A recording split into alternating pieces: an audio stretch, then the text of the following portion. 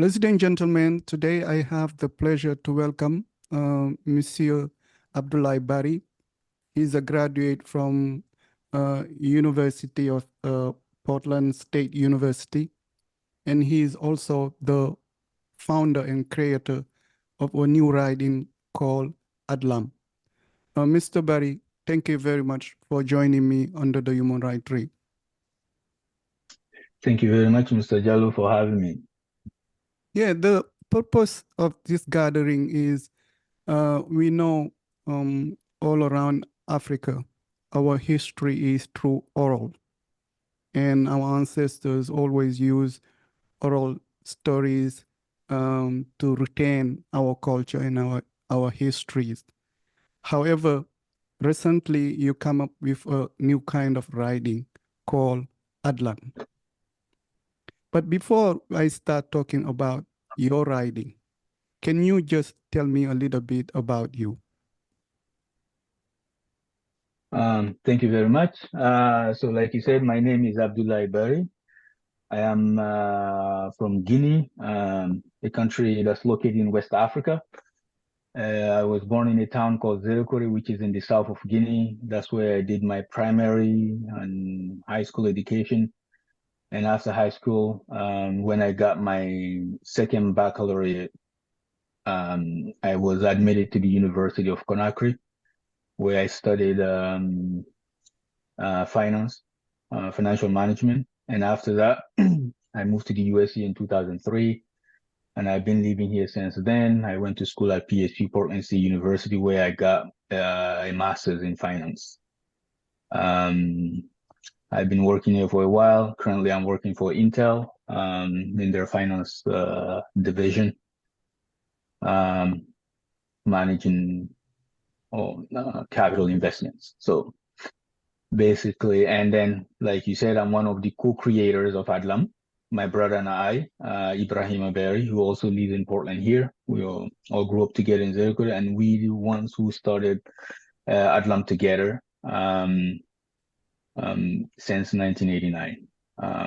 So ever since, we've been working on AdLam together and been able to get it where it is today. I believe that to better understand AdLam, we need to little bit go through your background. Can you just share a little bit your ethnic background? I am Pullo, which is people that are usually known in the English-speaking world as Fulanis. I belong to that group. So, but in our language, we are called Pullo, and when it's many, we call them Fulbe. And I speak the language called Pular, if it is in the western part of West Africa. But the same language is also called Fulfulde in the eastern part of West Africa, starting from the eastern part of Mali, Niger, and all the way to Nigeria, Cameroon, and Sudan. So that's the language I speak, and that's the language for which we originally created this alphabet called AdLam. Why you see the need of creating an alphabet for the Fulani language? That's a very good question. So originally, the Fulani people, when they embraced Islam, along with it, they embraced the Arabic writing system. And in Futa Jallo, back in the days when people wanted to communicate with their relatives who live in another town or another city, and as you know, the Fulanis they move a lot, and we spread all over West Africa, and people usually, the minute they become adults, they leave their city or their town to go and settle somewhere else, to work. So in order for the relatives who are left behind to communicate with them, back in the days, they used to write letters in our language, but using the Arabic script. But the problem with Arabic and Pular are completely different languages. So there are sounds that exist in our language that do not exist in the Arabic language. For example, we have ya, we have nga, we have da, etc. So when people wanted to write letters using, the Arabic script, they would have to come up with some type of equivalent for those sounds. And usually, since there was no standard established across, the entire region, so everyone was just going about it on their own way. For example, if somebody wanted to write Yiyang in Pular, they could, use the ya sound, the Arabic ya. But when they write it that way, it's basically written Yiyang. Or some people would use the jim, write Yiyang. And so it's up to the person who is reading the letter to understand based on the context, what that person was trying to say. So that was a handicap. So my dad, in the town where we lived in Nzerekore, he used to read letters for people. And we began learning next to him how to read those letters. My brother and I was around 10 and my brother was 14.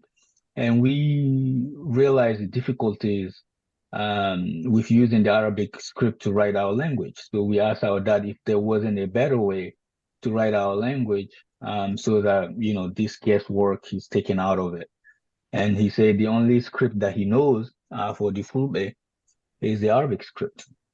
And so we said that's not really a Fulani script. It's, as he knows, it's an Arabic script.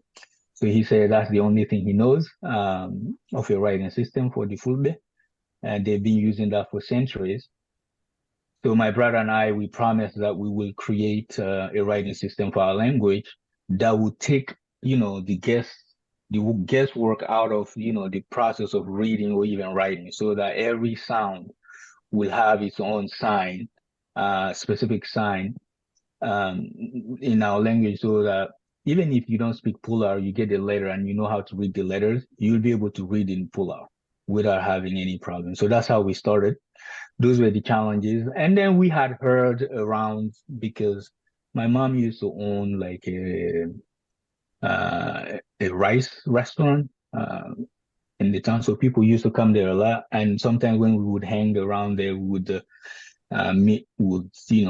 hear some of the elders that would come there talk about their experiences traveling across West Africa. And one day, one of the guys came there, and he's the one who actually made me realize there were Fulbe beyond even Guinea. Because up until that time, I was young. I thought, the Fulbe people were just in Guinea. So he's the one who told me that there are Fulbe that he's seen Fulbe in Senegal, in Niger, in Burkina, countries that he's traveled to.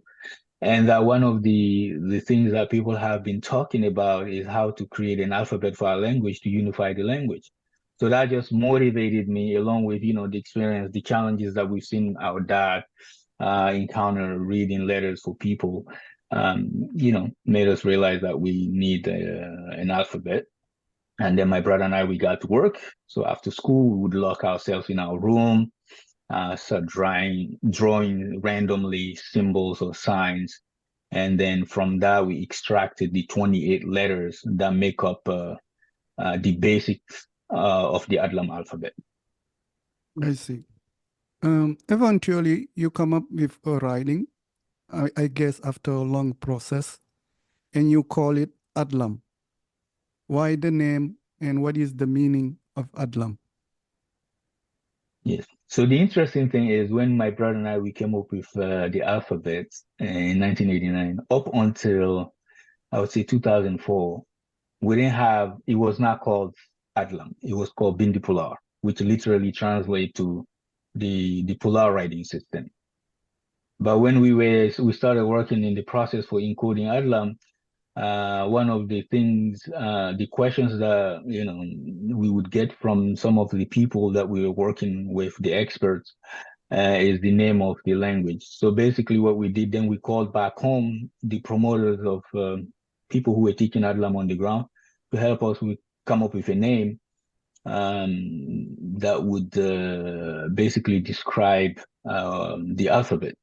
So they came up with a simple name that we never thought about, but that was like a miracle coincidence, because all they did is take the first four letters of the alphabet, AdLam, and then they said, this is the name of the alphabet, and they actually gave it a definition in our language. A for Alkule, which means alphabet. Da, Dandaide, la, leñol, ma, majere. Alkule dandai de leñol majere. So the alphabet that will save the people from ignorance, basically. So that's how they came up with the name, and it's basically the first 4 letters of the 28 letters of the AdLam alphabet. Um, you came up with the name and you put the alphabet together. How was the process of putting um, the new alphabet together? So, like I said, when my brother and I would come back from school, would lock ourselves in our room and start drawing signs randomly. Or sometimes we would think of, what should a particular letter look like, based on, how it sounds, or some of the elements that exist in our community. So we would draw the letters based on that until we completed the 28 letters, and then we shared the news with my dad. He didn't believe us at first, so he called in one of there was a Fulani man who worked for the government in the town of Nzerekore. So he called that guy to come and basically test us, because so he told that guy, my kids have told me they've invented an alphabet, but I don't believe them. So I would like you to go check them. So he came, and he would ask my brother to leave the room, and then he will ask me to write something, and then I'll write it, and then he'll call my brother and ask my brother to read it, and my brother would read it, and then he would do the same thing with me, ask me to leave, and he would ask my brother to write a word, and then he would call me to come and read it, and I would read it. So he did that with the two of us, and also my sister, who was the first person that we taught the alphabet. So he did the same thing to her as well. And then he tested us. He came up with all the words that he thought were difficult to write in the Fulani language, um, or words that have like specific sounds that are specific to the Fulani language that you cannot write using the French alphabet or the Arabic alphabet. He would ask them to write, he would ask us to write those, and then we were able to write them and read them. And then he turned to my dad. He's like, "Oh yeah, I think your kids are right. They really did create an alphabet. Based on what I've tested, they can write everything that you can say in Pula." So that's how we got basically the the blessing to go out and then start teaching it. So we started teaching it to the market, because my dad used to have a shop where he would sell clothes. So we'd go there and teach it. And then we started teaching around to the majalis, the dure, where, we go and learn Islamic, the Quran basically, or other Islamic books. So we would go there and teach it. And so that's how it started spreading from Nzerekore to Conakry, to other towns of Guinea, and then eventually to neighboring countries in Senegal, Sierra Leone, Liberia, all the way to Sudan and beyond. As we But know, go ahead, go ahead. no, I was just going to say, so because it was everything was written by hands, it was a challenge at first.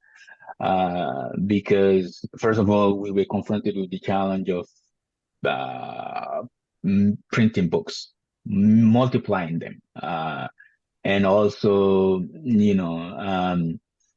the fact that since you're not writing on a machine, whenever you made a mistake, you basically have to start over that book. So those were some of the early challenges, but there were some people who were very supportive to us, would allow us to use carbon paper. So we would basically put a white paper on top of a carbon paper, put another paper underneath it. So we would write on top of the first paper. So that way, at once, we can have two books written at the same time. So that's how we did at the beginning, until eventually in 2008, 7, we got our first keyboard. Keyboard. Um, As you know, every new invention may face challenges Yes. from scholars. Um, Coming up with a new invention, what did you do to make it acceptable to the academic world? And further, if you did face challenges, would you mind sharing few challenges you faced? Yes. So some of the challenges that we faced, I just mentioned one, the challenge of multiplying books. The fact that if you wrote one and you made a mistake, you'll have to start over. So those were the early challenges. But then eventually when we moved here to the US, and my brother joined me here later, we started looking into ways to digitize AdLam. And that's how we came across this company that's based in Seattle, who were able to basically, because first of all, in order for an alphabet to appear on computers, uh, the the best thing to do is to have it encoded by Unicode. Unicode is an organization here that basically assigns codes to each of the letters of an alphabet so that, these computers, Microsoft and Google's and etc., can use it in their devices or in their software. But since we hadn't gotten to that step yet, and in order for this company based in Seattle to create a keyboard for us, so they had to find a writing system that kind of um, resembles, AdLam uh, in terms of directionality. For example, AdLam is written from right to left, so they had to find an alphabet like that. So the only two they proposed to us were the Arabic alphabet and the Hebrew alphabet. So what they were basically going to do is take the Arabic or the Hebrew code points and use those and put the AdLam letters on top of that. So in the back end, it's Arabic, but in the front, when you're looking at it, it's the AdLam. So that would allow us to have a keyboard before we get encoded. So they succeeded in creating that. They put AdLam on top of the Arabic alphabet. But the challenge with that was also uh, if you write something using that program, that keyboard they created for us, if you send the document to somebody else, if they don't have it installed on their computer, all it would show is Arabic, like Arabic letters, but in gibberish, basically something that does not make any sense. So we realized then the next logical step was to get it encoded, and then we got lucky, got in touch. It's a long process, but just to summarize it, so AdLam got encoded eventually in 2016, and it got released in Android at the end of 2017 with Google, etc., etc. So those were some of the challenges that we faced. Of course, also you have the challenge. It's a new creation, like you said. You have to make people accept it because it's useless. If it's only used by my brother and I, you know. Unless if you want to write secret messages between us, which is something that we used to do when we were kids. But Mhm. in order for it to become, useful, it has to be accepted. But the fact that we got lucky, we were taken in the market because we already have a base there, and also the fact that we were already part of the DUE system, so we would go there, and the fact that our teachers had already embraced it, that helped a lot. And the most important thing is that people knew there was a need for it. Because like I said, that what that guy told me at my mom's rice bar, the fact that people wanted an alphabet to unify our language. So there was that. There was a talk around. And even for example, when this alphabet was presented to the elders in Labe, one of the things they told my brother is that this is something that our ancestors have always prayed for. So that also helps. The fact that the community leaders embrace the alphabet, and then there was already a need for it. And then the third thing is the fact that the Fulbe were already used to studying through the Dude.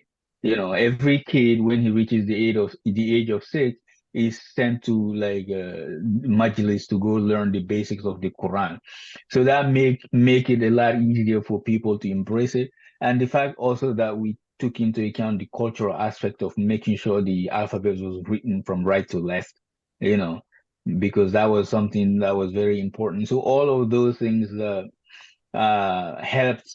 make AdLam acceptable. And eventually, when my brother moved to Conakry, he studied university there. He started printing books that were useful to the community. So he would write books, for example, on how to uh, turn, dirty water into potable water, into drinking water, or for example, how to take care of newborns. So all of those things, made people want to learn and understand how to do kind of those things. And then another thing that he did when he was in Conakry, because I came to the US before him, he started a newspaper called Karambol, which means the pen in Pular. So all, information, because as you know, in Guinea, for example, these former French or European colonies, usually the language of communication is, or the official language is French or English. But you notice that the majority of the people in the community, they don't speak that language, so they speak their own language. So whatever usually was passed through media, radio, television, or through government official channels was not accessible to the majority of the people. But so having a newspaper that was written in a language, in their own language, made the alphabet important to people. So they would learn it because they knew all they have to do is learn the alphabet. Once they know the alphabet, the language is there, they can understand what's being said in it. So all of those things helped. Um, uh, the spread or make AdLam more quickly acceptable. Because one of the things that we realized, AdLam was created a little over 30 years ago, but now it's spread over, across, Africa, all of Western Africa, Central Africa, and even all the way to the south in Angola, Mozambique. We have people, and then we have people teaching in Europe and even here in the US.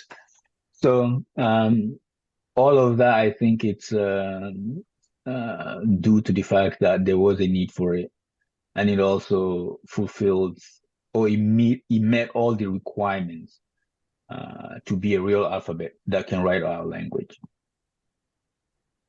Yet we have to kind of acknowledge, despite your creation and you trying to promote Atlan as a writing, in your own country in Guinea, they still use French as official language and French as writing.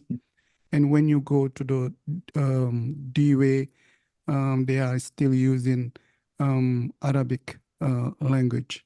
Why you think is quite a challenge for your people in your own country to adopt your new creation? It's a slow process, I admit, but I think it's been embraced a lot in Guinea at the local community by the Fulani people. It's been very, very successful. Um, we have thousands of people learning AdLam across Guinea and other countries of West Africa. And but it's hard to display something that's been there for a long time, and also something that has the backing of the government. Because one of the challenges that we have in Africa is which is unfortunate, is after colonization, we still decided to keep the colonial languages. And for more than 60 years, we've been struggling with those languages, and we have not really reaped any benefit from maintaining them. Because countries that chose to do otherwise, like the Asian countries who were colonized also some of them were colonized by the Europeans, and some of them had to actually fight brutal wars to become independent. So they went back to their languages, and today most of those countries are not actually, are not even comparable to African countries. So I think we made the lazy or what we thought was the easiest way. Let's just use French because there are already material documents written in that language and teach our kids in that. That will make it that will give them access, give them more quickly access to knowledge. But what we didn't realize is that, you know, that's a language that's only kept in the classroom. Because once you leave the classroom, you go to your house, you go to your community, you go to the market, you don't hear that language. So how can you force a kid who at the age of 6 had already started learning another language, already understand they speak it? You take that kid, you send him to school, and then you force him to learn a new language. Basically, you setting him back because if you take that kid, that Guinean kid at 6 years old, who is 6 years old, and you compare him to a French kid who is 6 years old, who goes to school and is taught in a language that he speaks, all he needs to do is just learn the alphabet. And he's already ahead of the Guinean kid because for us, we have to spend almost, 10 years or more, all the way to lycée in order to be able to have the basics to grasp concepts in French language. But the French kid does not have to do that. He does not have to go through all of that process. If we had thought about that, maybe and made the right choice of embracing our languages, I don't, we would not have been where we are. But we are, in this vicious circle of saying, putting more money into education, not seeing results, and then thinking we need to put more money into it, and then not seeing, more any results. And now, the government sometimes is still afraid of embracing our languages because, unfortunately, some of the people who were lucky enough to graduate through that colonial system are with the mindset that there's nothing we can do with our languages, that we have to do everything with the French or English language. But unfortunately, it hasn't worked. But I think there's a little bit of awakening across Africa happening. The youth, especially, is yearning for, real, true liberation, not this fake, because there's no true liberation if you're still maintaining all of the things that kept you in shackles. Like the legacy of the colonial system is still there. And if the education system is still the way it is because we did not break away. The French people, for example, in Guinea, they just left, but the system they put in place did not leave. They had succeeded in creating people within our communities who can perpetuate those same systems.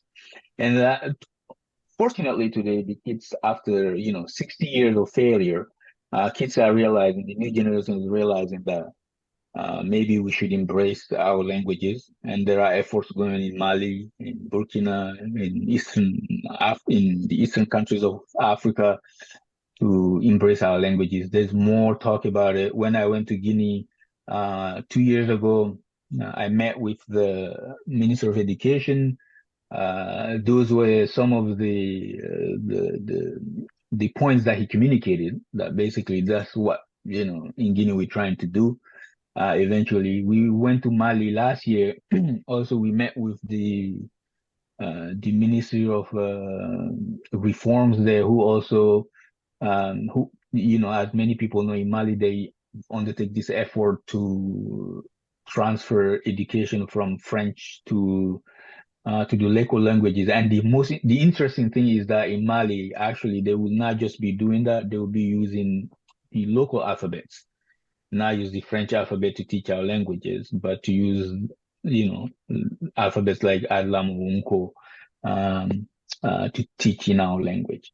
So I think eventually we'll get there, but it's just the system is is entrenched. So it will take some time, but there's a lot of progress happening. Yeah, but going through history, we have to acknowledge that Guinea as a country is the French creation, Yes, and the one of the unifying factors is the French language. To that, that's mm, mhm. to that, I want to ask the question whether AdLam apply to all the ethnies. Yeah. So I want to actually correct that statement that you made, it's French being a unifying language. French is not a unifying language, because, like I said, most people don't even speak the language. So from the government census that was done in 2014, more than three-quarters of the Guinean population does not read or write in French. So you can then make the case that French is a unifying language, but we are made to believe that so that we don't displace the French language. But within our communities, we all speak our languages. And if, for example, for me who was born in a city that's not predominantly Fulani, I spoke the language that was dominant there. And that was not a problem for me. It was not French that helped me navigate with the communities there through, all the different communities that are in Nzerekore. So if you in Futa, for example, you are from another community, you won't need French in order to communicate with people there. And the fact that, you are not from the Fula community, speak another language is not going to be a problem. If you're in Basque, for example, in Conakry, in some counties there, you have to speak Susu, for example, regardless of, your ethnic background.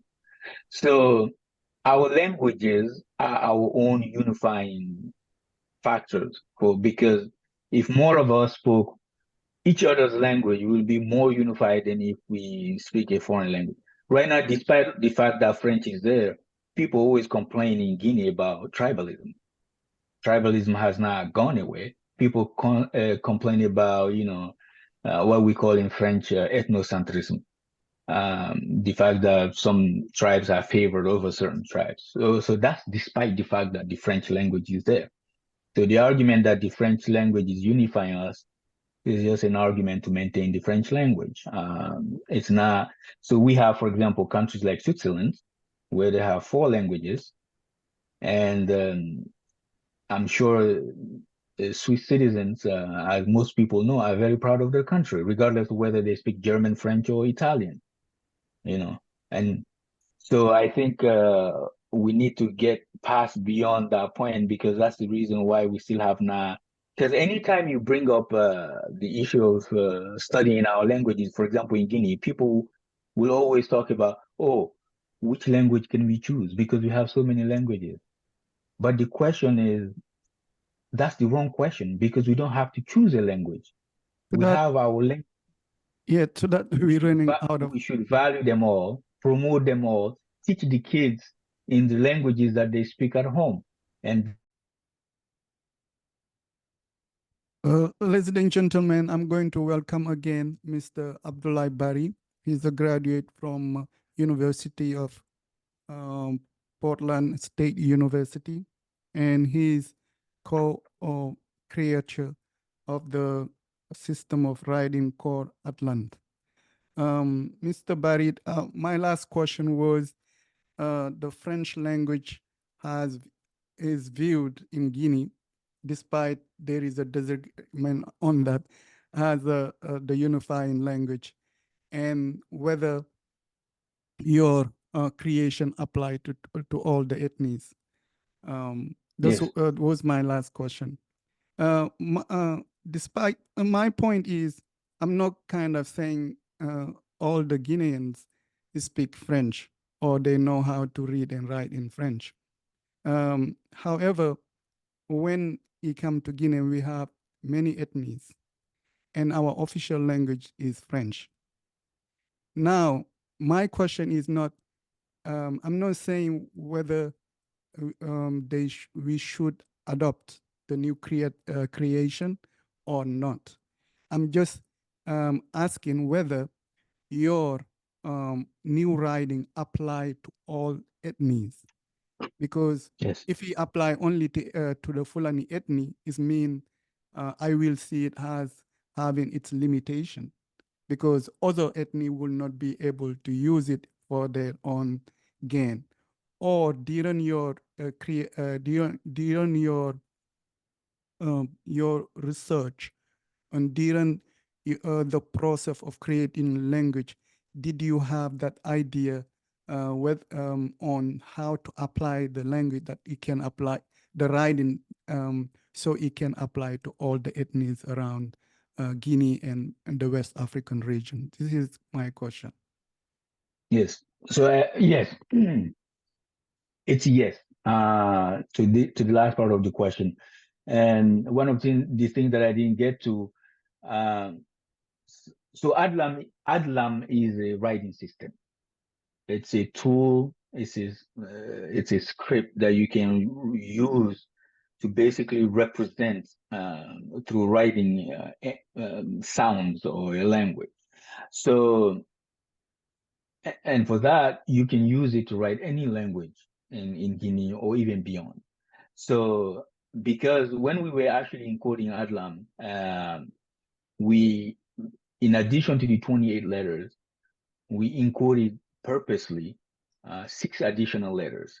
Those 6 letters represent sounds that are used by some of the communities in Guinea, but are not present in our language. For example, in Pular or Fulfulde, we don't have the sound ha. So we created a letter for the sound ha that's used in Susu or Wolof, for example. And we also created a letter for za, which is basically the equivalent, the sound that the letter Z produces. So that's for, the people who are in the forest region of Guinea who have that sound in their language, the Toma people, for example, or the Pele people.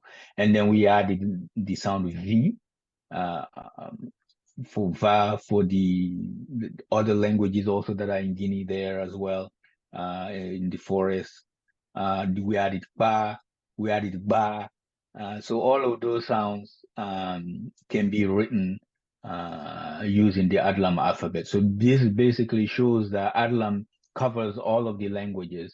Like I said, so since it's a writing system, you can use it and repurpose it. And we've actually seen online people use it, for example, to write Hausa.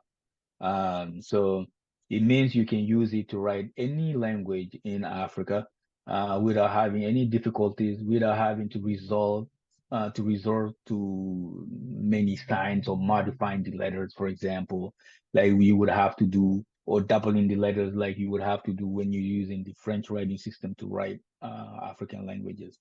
So yeah, you can definitely use AdLam to write any language, not just even the languages that are spoken in Guinea, but it can be used to write any language that's spoken in Western Africa, in Western Central Africa, and even beyond. You can even use it to write English. I And see. I actually think it does better than writing English than English letters because it's interesting. That's another debate, but sometimes what you write in English is not what you actually read. So, but in Adlam, whatever you write is exactly what you read. So no sound changes, no letter changes. It's the way it sounds based on its position in a letter or based on the combination that is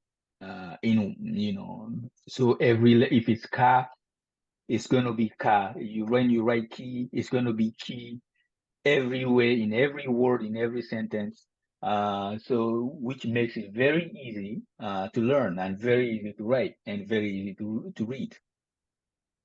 I want to take you back through educational experience in Guinea. As you know, during the first regime, Sekou did encourage the Guinean to go back on adopting their native languages, and through that process, we even they even start teaching Fulani in schools and Susu based on and Malinke based on the region where you are. And eventually, as we can attest, it didn't work. Did you learn, did you, by going through your process of creating a new writing through that language, did you had the chance to go back to that period and figure out why we fell in that point? But the question is, did we fail? Or did we just abandon it? So when Sekou Touré died, in the euphoria, we were so excited, we got rid of the dictator. And so we basically threw away everything that he was doing, even if, you know, some parts of it's not everything that he was doing that was bad. People who were educated during that time um, have better understanding, are uh, well educated, even better than the people who are coming out of the system today. We can attest to that. Everybody's complaining how the education system has basically gone down in Guinea. I went, for example, a couple of years ago, I went to Guinea, and I was talking to one of my brothers and nephews who were in high school, and I was asking them basic questions. They don't understand. They couldn't answer. Like somebody who is in like 13th grade, terminal, what we call in Guinea terminal. You're asking questions that somebody who is in college, in 10th grade or ninth grade is supposed to know. They don't know. So there is no improvement in the education system in Guinea. And you can actually look at the rate, back admission 2 years ago was like what, less than 10% of people who took the back exam were admitted. So you cannot find, the proof of a failure more than that. And what are the things that we are creating? How many intellectual papers are we producing in Guinea, for example? Research papers. Huh? So all of those are pros. If we were, those are things that you can use to measure, the level, the advancement of an education system. But in Guinea, the education system is memorization. And if you've gone through the education system in Guinea, you know that. You go to school, you listen to your teacher, he gives you some concepts and words, you memorize them. And then you come to an evaluation, he asks you to basically, what is the meaning of this, for example, and then you have to reproduce exactly what you learned, what you memorized on paper so you can get, a good grade. So we don't encourage creativity through the system that we have right now. And that's all of that is linked to the fact that kids don't learn in their school, in their language. Here, I've seen, for example, they will ask a kid to go, I've seen like an assignment like that, go, for example, in the downtown square, you know, uh, write me an essay or a paper about what you observed, like a little kid. But those are things that you ask of a high schooler in Guinea, and he will not even do well on it, because it's not his language. Everything that's in his environment um, is conceptualized in his own mother tongue, in his native language. But then you ask him to talk about those things in a language, that he's not familiar with. So back to the thing about Sekou Touré, yes. Sekou Touré, he tried to implement teaching in our languages. You can say, yeah, it was not perfect. There were many things that could have been changed probably in the way it was being done. And because the fact that it was done in a haste, they did it in a hurry, it's like, the way he did things, he just gives the order and it has to be executed. There isn't like a long process, a thought process that goes into it in order to make it work well. So those are the things that you can criticize about, what probably happened with introducing education in our language. But the idea itself is a great idea. Maybe what the following regime should have done is basically evaluate that system and see where we could have improved, but not basically throw out the system completely and start anew. And that has not produced any better results. And in the contrary, what we've seen is, like I said, the degradation of the education system in Guinea. So let's come back to the Atlan writing. Mhm. What are you doing basically to promote the kind of writing so the Atlan writing can be accepted in the academic world and in all around the world? Yeah. So, like I said, we have most of the activities that we do are community initiatives. You know, And one of the things that have helped AdLam a lot is the thing that I mentioned, the fact that people are excited about the idea of having our own alphabet. It's a thing they're proud of. Now we have on our, whenever people are talking about other writing systems, we can point to our own. We have our own. So that have encouraged people, for example, to start most of the centers in Guinea, for example, in other countries, initiated by local communities, people wanting, to learn AdLam. So sometimes they would reach out to us saying we want, for example, in our community here to learn AdLam. What we will help them with is provide them with a trainer, a teacher.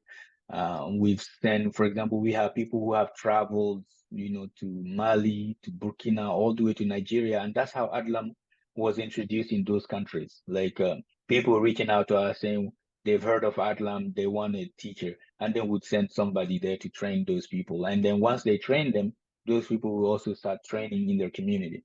And recently also, we've started working with the government because, for example, in Guinea, they have this initiative to alphabetize 2 million people. And one of the things they want to do is leverage um, um, the success of AdLam because we've been very successful without even government's help, in setting up community learning centers throughout Guinea, from Nzerekore all the way to Conakry. In whatever city you pass through, you will see an AdLam learning center. So now they want to leverage those, to reach that goal, the Guinea Sustainable Development Goal of educating 2 million or alphabetizing 2 million people in Guinea. So now we're partnering with them. And one of the things also we do uh, is the fact that social media has been very helpful, like Facebook, WhatsApp, and Telegram. Those are platforms that we use to teach AdLam, and we have people uh, who have, teaching hundreds and hundreds of other people who are interested in learning AdLam. I just recently came across one of the promoters of AdLam. She's starting, teaching AdLam on a platform.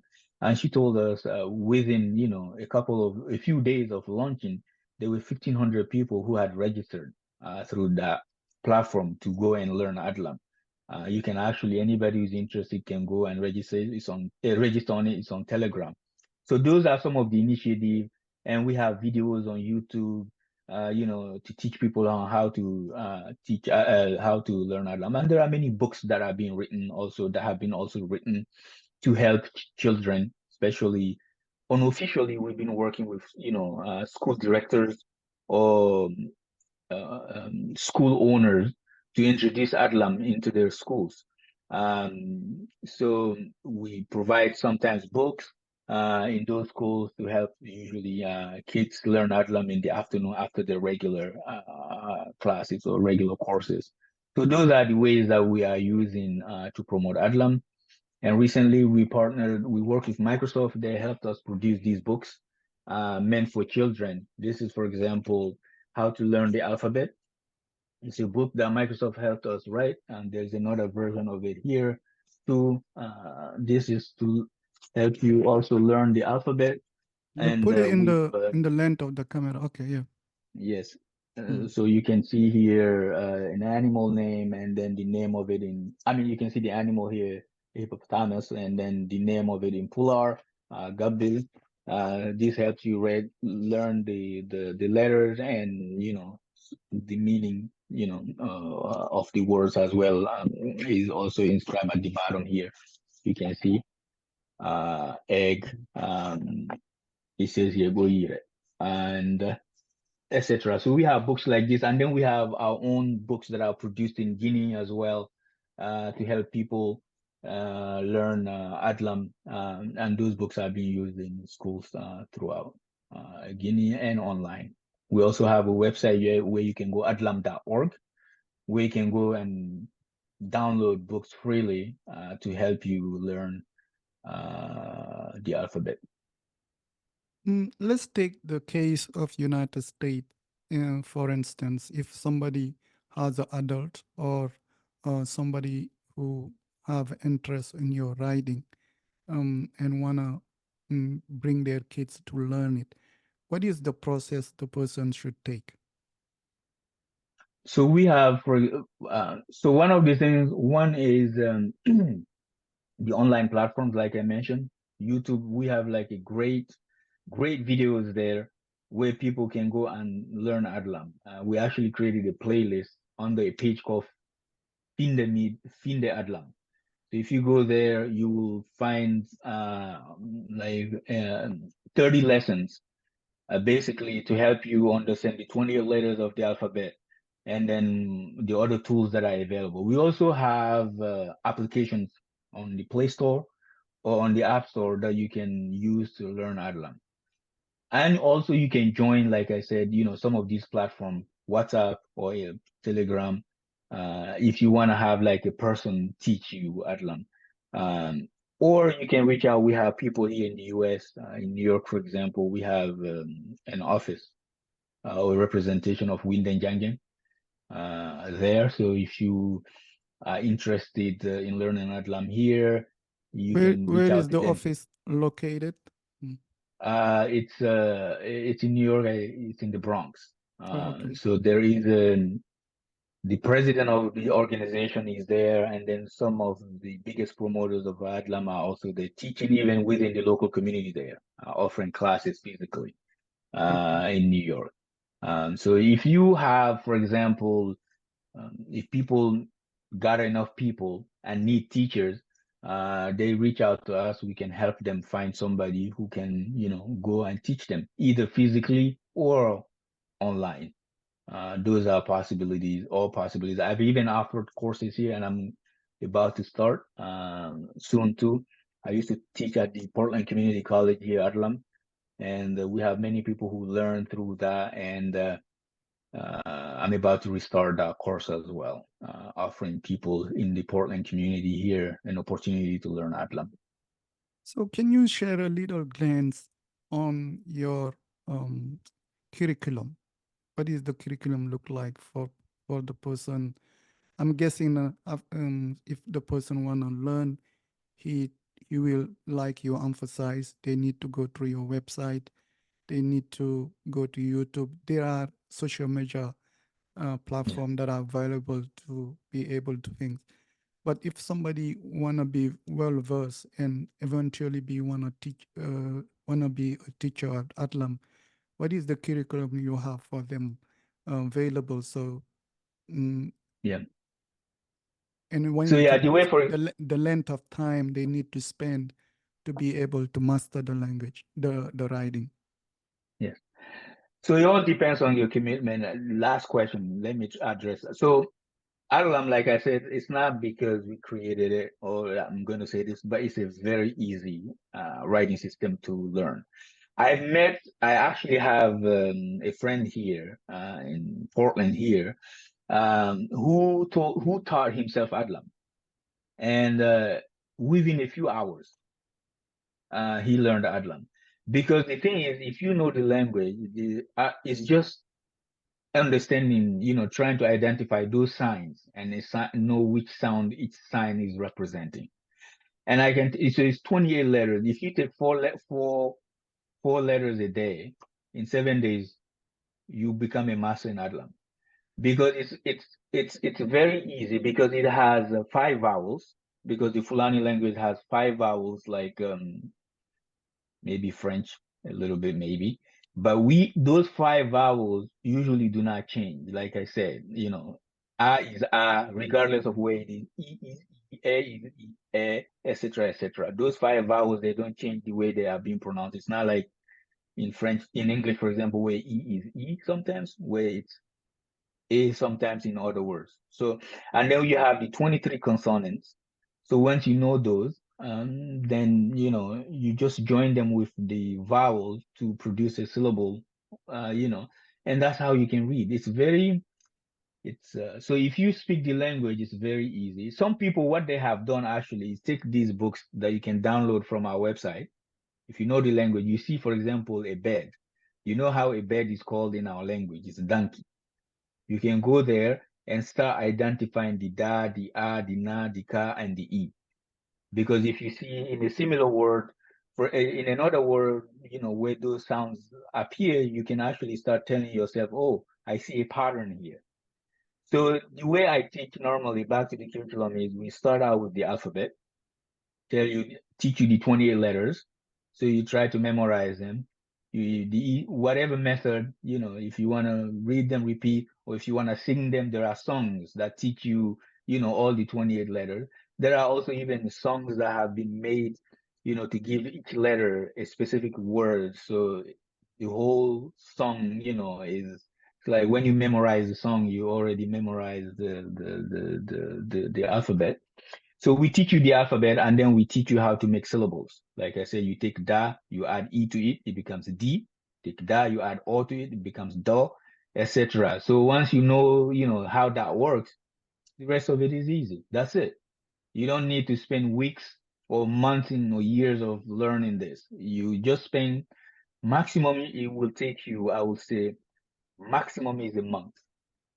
You'd be a master in AdLam. You can read it or write it. And it's very so we go through that and then we go through the alphabet, the syllables, and then we start introducing text to people, like when you combine multiple syllables, how to read them.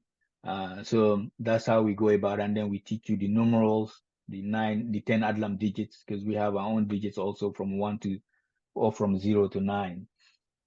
So we teach you that, and it's very. I have actually, I've taught African Americans here who don't know the language, but they were able to grasp it very quickly, because, like I said, it's very easy. No letter changes the sound throughout, so that makes it a lot easier for people to learn. I see. I'm guessing, there are a lot of excitement among the Fulani community because they use Arabic before, and now you coming up with a new invention, a writing they can use to translate their thought into writing and their history into writing. But in some time, um, when people are, I'm guessing many people are coming to you and trying to grasp the secret of Adlan. What challenge often they share with you on they have on when you come to learning the new writing? The biggest challenge is people actually have shared with us is not about how to learn Adlam. Is usually uh, the availability of documentations. So people, when they're learning, they're so excited. So I know how to read the alphabet. Now what's the next book? So we'll present to them, a book to learn. So it's like, because we are in this, mentality where we have to, graduate levels. So I learn this and then I finish, I read this and then I read this, etc., etc. So that's sometimes the challenge that we have, because the government has not none of the governments of Guinea or in Africa have introduced Atlam as an official system of thinking. So that's the challenge that we have. So when people learn, they want to keep on learning, and sometimes and all you can point to them is just go read more books. So, but if it was introduced, through the education system, people can learn it, specialize in things through Adlam, because you can learn, skills or trade, using Adlam. So those are some of the challenges that we are working through. And I know there are people who are writing books, for example, on how to learn certain trades, certain skills now. So I think that would be helpful. So I collaborated with one of actually the vice president of Jangin in Guinea, who wrote a book on how to start a cashew plantation, for example. And I help him, edit the book. So those are the type of books that are available out there that can help people, because that's something that makes a difference in someone's life. Um, but yeah, the biggest challenge we have is not really learning the alphabet, but you know, um, what to learn, out there. So, and we are working to address that if the government does not step in. I believe that you are, I think, I can say congratulations at least for trying to come up with a writing for the for a huge community that live all around West Africa. And my final question is, what are your anticipation for this coming year when you come to AdLam?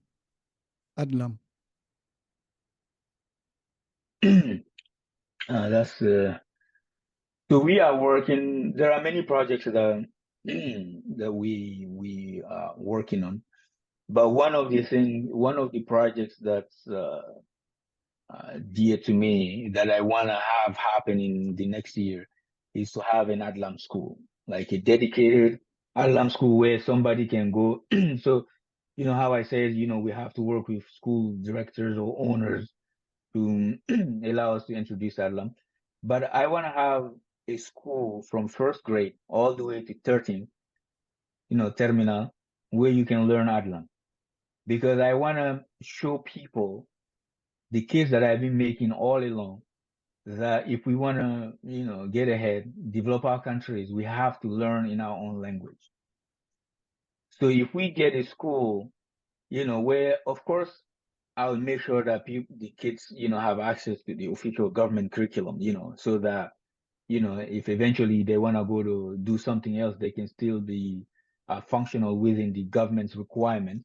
But I want also people to understand that you can learn AdLam and actually understand science better, understand all the different concepts, and be even more creative than somebody who is just who was educated through the French system or the English system or the Arabic system.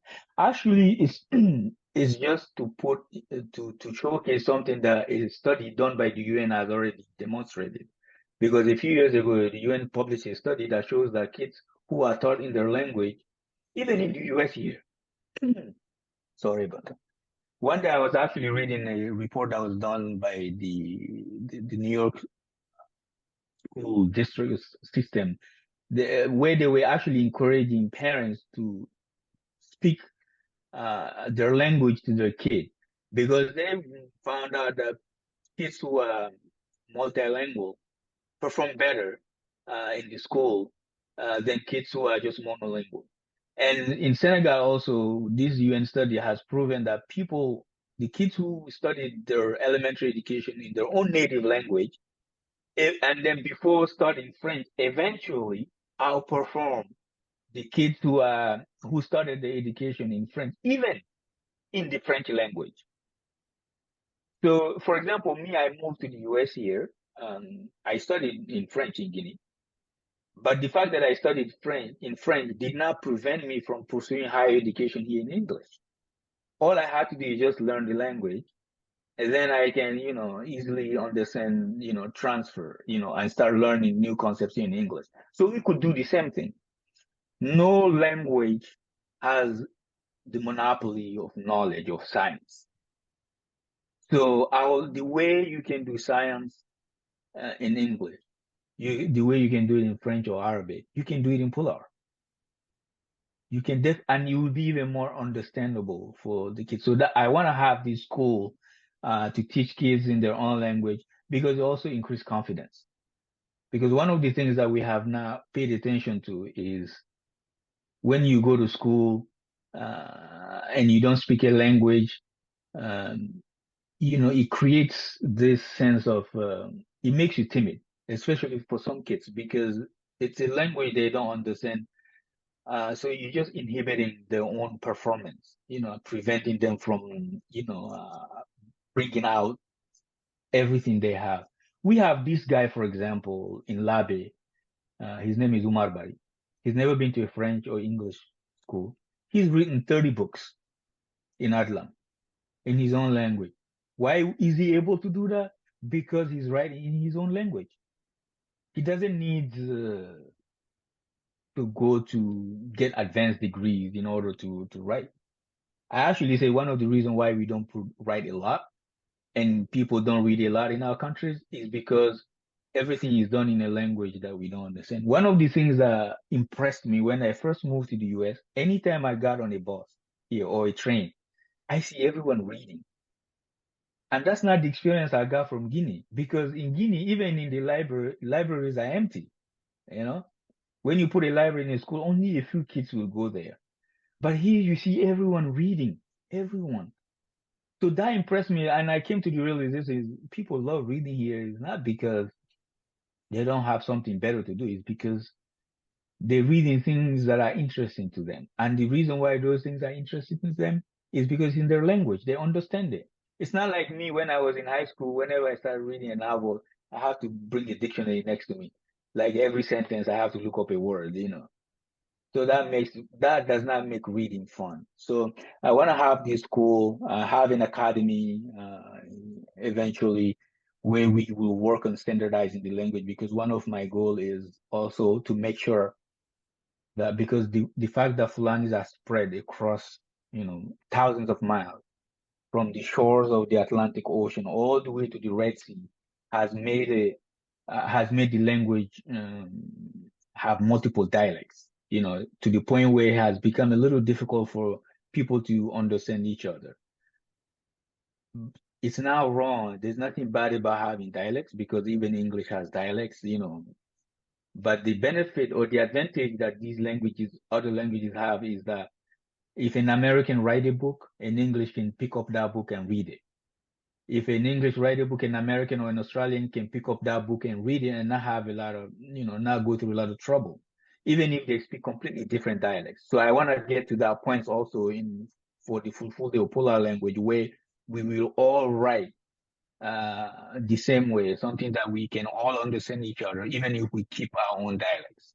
So those are some of the things, the projects that we're trying to work on, starting. Hopefully, we'll get the school built in Guinea by the end of 2024. Monsieur Barry, again, thank you very much for joining me under the Human Rights Tree. It was a pleasure learning, talking to you and learning more about your writing at length.